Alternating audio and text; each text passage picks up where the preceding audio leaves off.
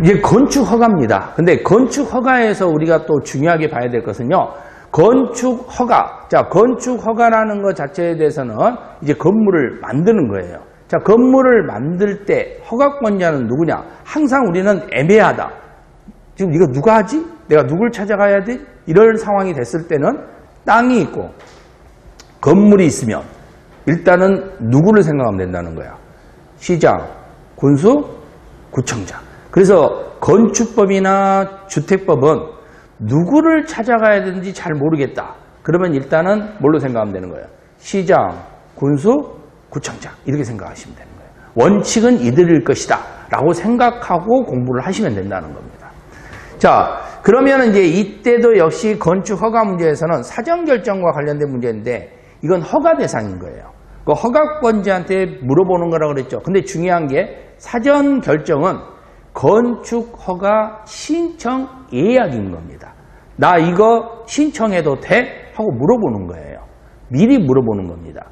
그러니까 신청해도 돼라고 물어본 것이지 나 이거 원서 접수해도 돼라고 물어본 것이지 시험 보러 하는 것이 아니란 말이에요. 무슨 말인지 알겠죠? 그러니까 내가 원서 접수해도 될까라고 물어보는 거예요. 내가 이런 일이 있었는데 저 이거 원서 접수해도 됩니까? 라고 물어보는 거라고 생각하시면 되는 겁니다.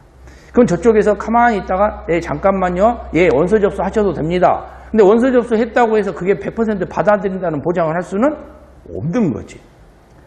그죠? 원서 접수 된다고 하니까 그냥 가서 시험 봐버린다. 그게 아니라는 겁니다. 그래서 여기는 건축허가를 신청을 예약하는 것이다. 자, 그런데 이때 우리는 이건 땅의 문제가 아니라 건물의 문제죠. 그럼 건물의 문제다 보니까 발생할 수 있는 문제가 뭐냐면 땅이라는 것 자체가 허가도 안 됐는데 건물의 허가를 받는다? 이건 첫 번째 거 허가 없이 바로 두 번째 걸로 넘어가 버리는 것이 되는 거야. 그러니까 우리 법은 이 문제가 충돌될 거라는 걸 알고 있겠죠. 건물은 지어라고 허가해놓고 토지 형질 변경은 안 된대. 그럼 땅은 손대지 말면서 건물을 어떻게 지냐는 거야. 그건 불가능한 일이잖아요. 그러니까 땅에 대해서는 그러면은 어떻게 할 것이냐. 허가 받는 걸로 간주하자. 그래서 의제 문제 나오고 그때 개발행위 허가 문제 전용. 자, 논에다가 그죠? 논에다가 나 건물 지어도 돼? 라고 물어봤을 때 이건 말도 안 되는 이야기지만 통과가 될 수도 있다는 겁니다. 그건 이미 뭐가 허용됐기 때문에 전용이라는 말이 나왔기 때문에 그래. 그래서 전용 허가나 전용 신고와 관련된 문제인데 단 보전산지는 무슨 지역에 한한다 그랬죠? 도시지역에 한한다. 이거 출제를 많이 할 수밖에 없는 거죠. 뭔가 한한다. 그죠? 우리는 항상 법조항에서 무엇은 제외한다, 무엇은 한한다. 이런 가로 형태가 많이 나오거든. 책도 보면 이렇게 가로되어 있는 것이 있습니다. 뭔가 여러 가지가 나오고 가로가 되어 있는 거. 그게 중요한 거야, 그게. 그러니까 그거 갖고 출제를 하는 거예요. 가로 문제. 자, 그 다음에 하천, 점용 이렇게 되는 거예요. 도로 점용이 아니라는 거. 그 다음에 우리는 건축법에는 연도 공식이 나온다 그랬죠. 그래서 특별하면 몇 년? 5년. 가설 공장 3년. 신고 연장 1년. 나머지는 2년. 그러면 당연히 이 사전 결정과 관련되어 있는 것도 실효가 되는 기간은 몇 년이다? 2년이다. 통지는 행운의 숫자인 7일이다. 그래서 바로 이 통지와 관련되어 있는 것과 여기 있는 실효와 관련된 것과 이런 게 존재를 한다라고 보시면 되는 겁니다. 자, 그 다음에 허가권자는 시장군수 구청장이에요. 그죠? 그게 어느 경우에요? 21층 이상. 그리고 연면적 합계 10만 제곱미터 이상입니다. 자, 근데 여기서 중요한 것은 10분의 3 이상 증축도 포함하겠다는 거예요. 하지만 공장, 창고는 제외하겠다는 겁니다. 근데 이 허가권자 형태로서 구성되는 것이 특별시장, 광역시장이 이런 경우는 가능하다. 그 외에는 다 시장군수, 구청장이 한다. 그러면 도지사는 없다. 그럼 도지사는 사전 승인권자다. 그럼 사전 승인권자는 지금 현재 허가권자가 하는 행위 포함해서 두 가지가 더 플러스 되는데 그게 환경문제고 환경문제는 교주자수다. 그때 교주는 무조건 누구만 나오면 돼요? 유수기. 근데 자수는 이제 달라진다는 거지. 자수는 이유가 있어야 된다는 겁니다. 몇 층 이상? 3층 이상. 그리고 연면적 합계가 1000제곱미터 이상. 둘 중에 하나는 해당해야 된다. 그 다음에 이제 중요한 것은 사람이 많이 있어야 된다는 겁니다. 그러니까 사람이 많이 있어야 되는 것은 여러 가지 시설들이 있을 건데 그 시설들이 유락시설일 수도 있고 숙박시설일 수도 있고 음식점일 수도 있고 그런데 단독주택은 해당되지 않는다. 필요적 소유권이 있어요. 우리는 100% 소유권을 확보하는 것이 당연한 겁니다. 하지만 어쩔 수 없이 100% 소유권이 확보가 어려우니까 80%라도 확보를 하라고 이야기를 합니다. 그럼 80% 권한을 확보하면 우리 국가가 도와주겠다는 걸 뭘로? 매도 청구하게끔. 그래서 매도 청구와 관련돼서는 시가 3개월 문제가 발생을 하게 되는데 자 문제는 이 매도 청구라는 것 자체에 대해서는 어느 정도 땅을 구입을 해야 이 사업이 이루어진다는 거야.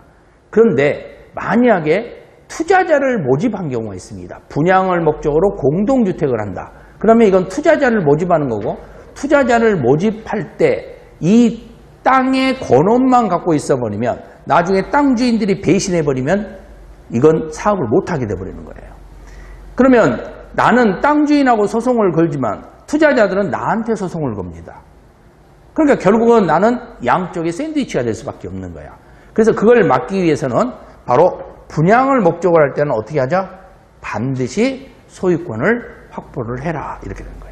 그러니까 분양을 목적으로 한 사람을 보호하는 것도 있을 수 있는 거고 투자자를 보호하는 목적도 있을 수가 있는 거죠. 자, 그리고 우리는 건축법과 관련되어 있는 경우에는 허가를 취소하는 문제가 발생되는데 주택법에서는 제가 취소가 나오면 공식이 나옵니다. 뭐라 그랬죠? 임의적 취소. 근데 건축법은 그런 거 없어요. 건축법은 그냥 필요적으로 취소를 합니다. 그 사유가 역시 2년, 연장 1년, 그리고 경매, 공매 6개월, 그리고 불가능한 경우 이때는 취소하여야 합니다. 이렇게 나오고. 그 다음에 허가를 제한한 경우는 있는데 허가 제한 역시 몇 년? 2년, 연장 1년. 그럼 제한권자는 누구냐? 국토교통부 장관. 국토관리 때문에. 아니면 누가 요청한다 했죠? 중앙이 요청할 때. 그래서 이게 국토교통부 장관이 하게 되는 거고요. 그리고 시도지사인데 시에는 특별시장, 광역시장만 해당되는 거지 특별자치시장이나 특별자치도지사, 특히 제주도지사는 해당되지 않는다라고 보시면 되겠죠.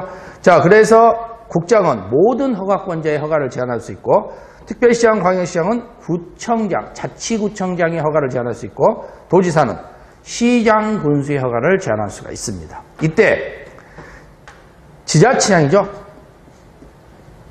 자, 지자체장은 그죠? 지자체장은 즉시 국장한테 보고를 합니다.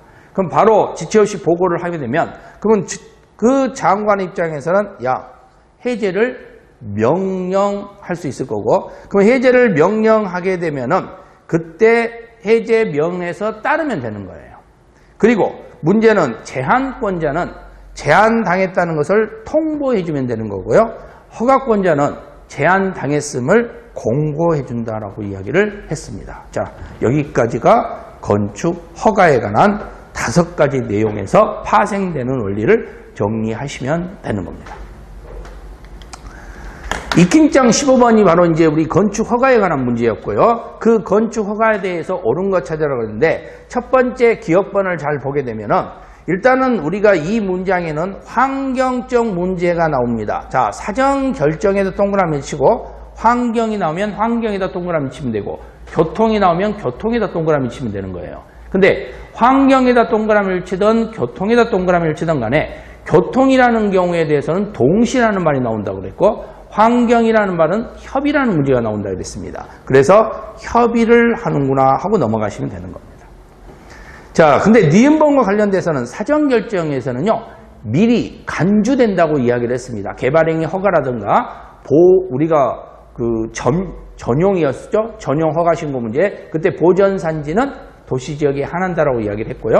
그러면서 또 점용 허가가 있었는데 그 점용은 도로가 아니라 뭐였죠? 하천이었죠. 자, 디귿번과 관련되어 있는 것은요, 10만 제곱미터 이상이면은 광역시장의 허가를 받는 건 맞는 문장입니다.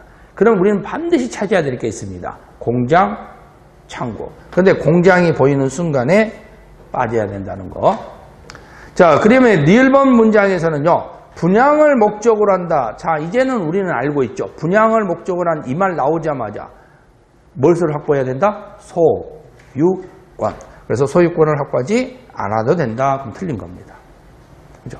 그러니까 이게 모르면 난이도가 상당히 어려운 문장이에요. 하지만 이제 알면은 아무것도 아닌 문장이 되는 겁니다. 왜? 배웠으니까.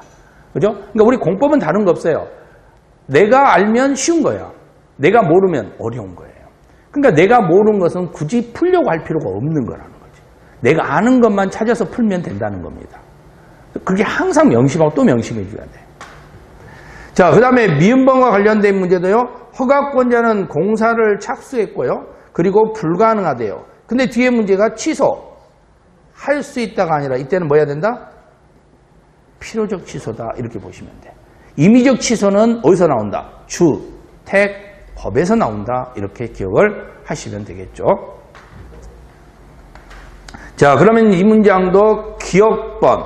한 개 문장만 옳은 문장이 돼버리는 겁니다. 나머지는 다 틀린 문장이 되더라. 이렇게 확인하시면 되겠지.